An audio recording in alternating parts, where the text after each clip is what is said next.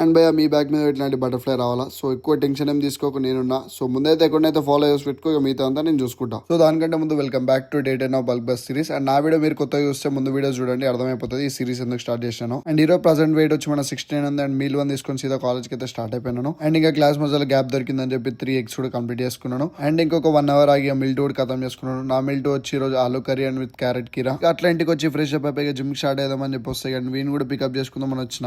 And ఇక కిందికి వచ్చి 15 minutes అయింది. ఇక వస్తున్నాను ఇక 15 minutes అవుతా వచ్చాడు. అండ్ ఇక మీ దోస్తులు జిమ్ కి వచ్చేటోళ్ళు ఇట్లా ఉంటే కింద కామెంట్ సెక్షన్ లో అయితే ట్యాగ్ చేసేయాలని. దా బాయ్సప్ నా వర్కౌట్ గురించి అయితే మాట్లాడుకుందాం. ఈ రోజు మన వర్కౌట్ వచ్చి చెస్ట్ ఇంకా షోల్డర్స్. అండ్ ఫస్ట్ అయితే పుషప్స్ అయితే కొట్టేసిన, వీడియో క్లిప్స్ ఇలే ఏమనుకోకరి.